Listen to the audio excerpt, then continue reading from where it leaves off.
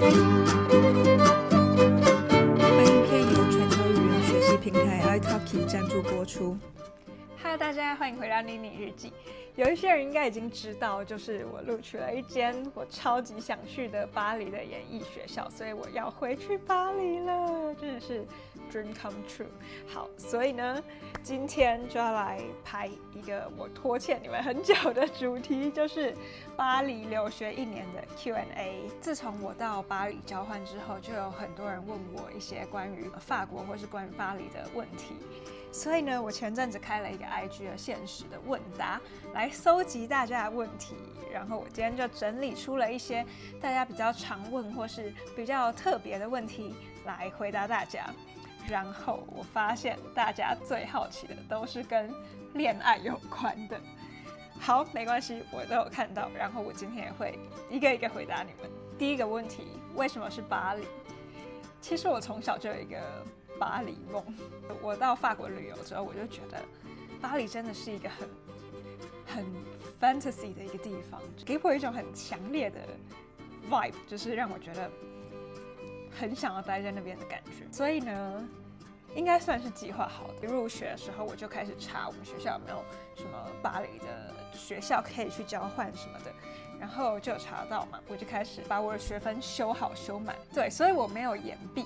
完全没有，我在巴黎修的学分大概修了50个学分，可是回来之后，因为课程不一样的关系，所以我大概只能转换7个学分。那时候我主任还说：“哦，我第一次看到有人出国交换可以换这么多学分回来。”其实我也蛮认真在计划这件事情的。在巴黎读什么？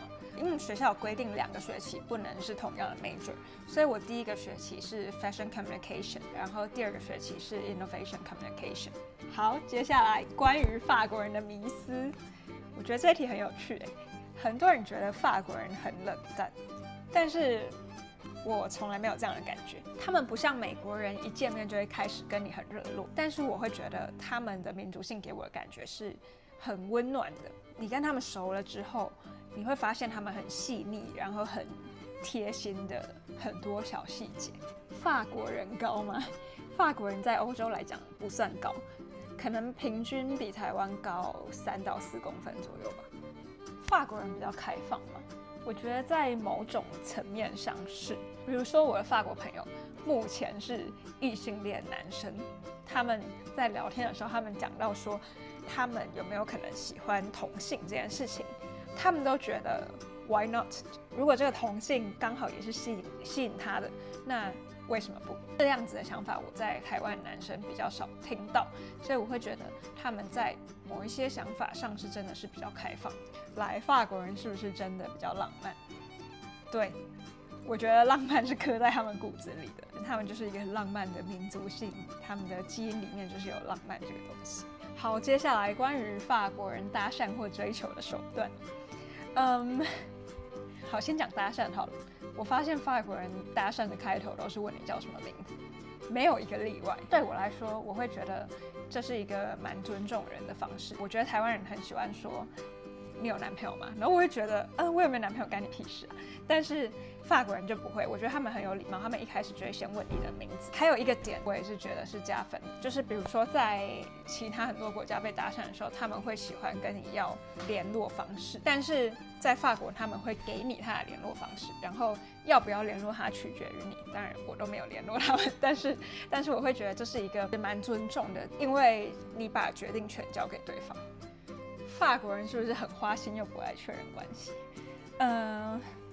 我觉得比起台湾人，他们比较爱玩一点，但是我觉得他们很诚实，就是比如说他们很爱玩，他们就不会去找一个想要有 serious relationship 的人，然后确认关系这一点，我觉得他们比台湾人还要更就是慎重。我大部分的台湾朋友比较多人是交往之后开始慢慢认识这个人，但是法国人他们是想要有非常长一段时间的相处，然后跟这个人非常熟悉，然后他真的觉得他很爱他，他才想要跟他在一起。我觉得是确认关系的时间点不一样。好，然后呢，我发现我每次开问答，不管我开什么类型的问答，都会有人问 Daniel，去哪里约会或旅行。哦，好，那我跟你们讲一个可爱的小故事。我们那时候就一起去 Normandy， 我们就开了一个快艇出海。然后我们在海中间的时候，那个船长就说这边是可以下水的，问我们要不要下水。然后因为他知道我不会游泳，然后他就问我说我有想要下去吗？然后我就什么都没讲，我就直接跳下去。然后他就在那下风，他就赶快也跳下来这样。然后他就问我说 ，Are you crazy? Like you can't swim？ 我自己其实也有被我自己吓到，就是因为我觉得我自己是做事情蛮深思熟虑的人，可是我觉得跟他在一起的时候就会有很多类似这样子的很疯狂的，好像什么都不怕。我本来就有在法国的朋友嘛，还是我去那边才交朋友。一开始其实我家管蛮严，然后我妈妈答应让我到这么远的地方，其实是因为她觉得，因为 Daniel 也住在那边，所以我们有一个照应。所以我一开始是认识 Daniel 还有他的家人朋友，其他的外国朋友，你们在我 IG 上面看到的，我的欧洲朋友或是我的法国朋友，都是我在那边才认识的。感觉亚洲人很难打入欧美群体，不会啊。我觉得要看你的心态。我在那边是有看到有一些亚洲人，他们是会比较跟自己国家的人玩在一起。你如果是一个比较 open up， 然后你可以愿意跟每个人交朋友，其实我觉得一点都不难。有没有遇过被歧视或是被当成中国人？我觉得我很幸运，我都没有遇到过。被当成中国人是完全没有。但是我常常被当成日本人，跟他讲说我是台湾人就好了，他们也会马上跟你说哦不好意思。接下来，会不会孤单或者会不会想家？我觉得难免吧，就是在有时候遇到一些事情，你觉得很无助的时候，然后我就会很想要赶快 call out 我妈妈。比如说，我有一次出门忘记带钥匙，我就被锁在外面，我整个就觉得非常的无助。或是 Daniel 过世的那时候，就是我就会觉得，在我就是很需要我亲近的人在旁边的时候，只有自己一个人，当然会觉得就是孤单。巴黎人会不会讲英文？老实说，巴黎人的英文超级好的。他如果不跟你讲的话，可能是他不愿意讲，不是他不会。但是为什么他会不愿意讲呢？就是跟你们讲一个就是很重要的一件事，就是你们在法国的时候，你们走进任何一家店，进去一定要说 Bonjour。好，你 Bonjour 完之后，你后面你讲了一大串的英文也没关系。但是如果你没有讲 Bonjour， 你就进去就开始噼里啪啦一大堆英文，他就会觉得你超没礼貌，我不想理你。接下来我的法文程度还有关于法文的各种问题，我觉得好像很多人都会以为我去法国生活1年，我的法文应该就会超级好，并没有，因为我们学校是全英文授课，当然就是有一些老师他们还是习惯用法文讲话，或是我们在我们班群里，通常同学还是会打法文，因为我的同学大部分都是法国人。对，但是如果我们在直接沟通或者什么的话，通常还是会用英文。但是我跟他们混熟了之后，他们发现我听得懂，就会他们回我法文，我讲英文。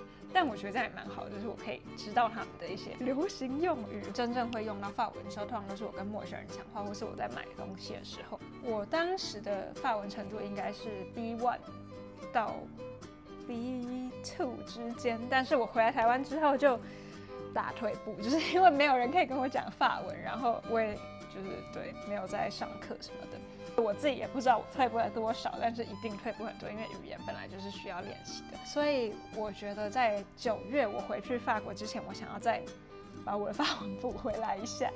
所以呢，我最近开始在 italki 上课。italki 它是一个线上的语言的平台，它对我来说有2个好处，一个就是因为我的时间都不是很固定，所以如果我要去上实体的法文课的话，就会比较难配合那个时间。再来就是他的老师的选择很多，像我自己的话，我会 prefer 母语是法文的老师，因为我会比较重视我的 pronunciation， 所以我就在那边找到了一个巴黎的老师。我老师的名字叫 Homo。Est-ce que tu veux parler français ou anglais? pour commencer. 第一节上课的时候，他就有先问我说，我会想要用英文上课还是用法文上课？ Je veux essayer de parler français. 我就跟他说我想要用法文上课，觉得这是一个很棒的点。我们用法文上课，它就真的是全部都是用法文。比如说聊天的过程中有一个字我听不懂，或是我讲不出来，他就会用法文解释给我听，而不是用英文直接跟我讲这个东西是什么。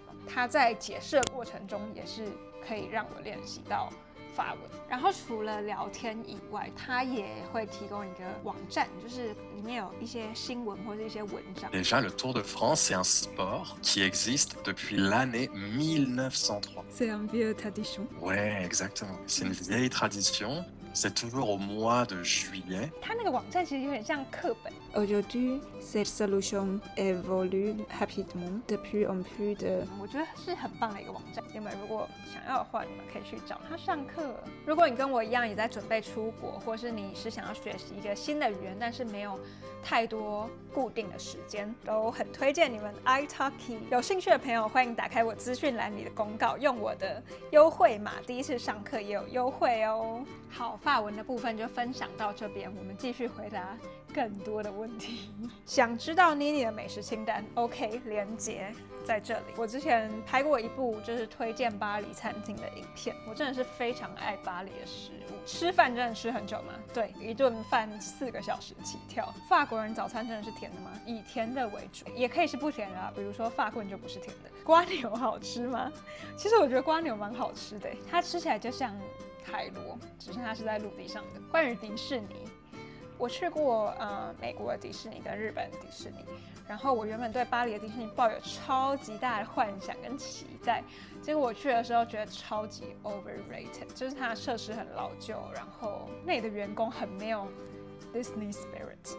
我们一进去的时候买发箍的时候，那个员工的脸就这么丑，我们整个就是觉得反正我们那时候的感受都很差了。但是如果你听完还是想去的话，交通其实蛮方便的啦。你可以坐就是 RER 那个地铁，我忘记是几号线，但是是容易到的。你一下那个就到了。放假的时候都在做什么？我自己是一个蛮闲不下来的人。如果我没有跟朋友约，有时候就会去烘焙班，因为我很喜欢烘焙或者煮东西什么的。巴黎必买，还有这一年买到最喜欢的东西，我觉得是Vivace Bosch 的不是厨具，瓷器嘛，就是杯子、盘子，然后一些瓷器，对，应该算是瓷器。我原本也不是会喜欢这些东西的人啦，但是他们真的太可爱了，每一个节日都会出限定款。比如说，我就买到 Christmas 的杯子，然后买到 Easter 的那个蛋架就是一个它是蛋的形状。然后下面可以放水煮蛋，然后你就可以在上面挖那个水煮蛋来吃，反正超级可爱。大家去法国一定要逛 Vivace Bosch。好，前面都在称赞巴黎，现在来讲一下巴黎的缺点跟我有没有后悔去法国。先说结论，没有，完全没有后悔去法国，这是我人生中做过最对的一个决定之一。但是缺点一定有。像我自己最受不了的一件事情，就是巴黎人的效率真的跟他们最爱吃的瓜牛一样慢呢。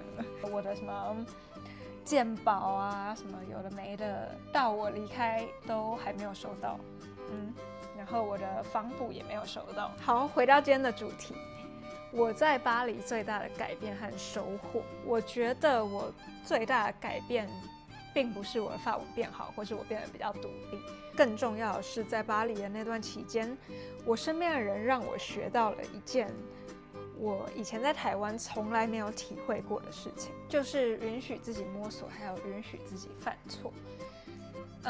我觉得在以前我在成长过程中，如果有跌倒啊，或是我不知道自己想要什么的时候，其实我心里会觉得很丢脸，因为我是一个比较爱面子的人。然后我会觉得我自己不够好，但是我现在会觉得我知道这是一个成长的过程。现在我毕业了，我还是偶尔会对未来感到彷徨。我相信有一些人可能也是在经历这样子的事情，但是我想要跟你说，你真的不孤单。就是我到现在还是不知道我以后要做什么，然后我会变成什么样的人，但是我小时候也没有想过我去年会在巴黎念 fashion 啊，然后2个月前的我也没有想过我现在会录取就是巴黎的这个演戏学校。所以也许你现在的迷惘不代表你没有方向，或者是你不够好，你只是还没有走到那里而已。我觉得我在巴黎那一年遇到的人，他们让我知道的很重要的一件事情是，他们不害怕试错，他们会觉得那些有一点笨拙或是跌跌撞撞的过程，也都是他们成长很珍贵、很值得骄傲的一个证明。这就是我觉得巴黎给我最大的心态上的改变。那谢谢大家的收看，如果喜欢我的影片的话，麻烦帮我按赞、订阅、开启小铃铛。我们下次见，拜拜。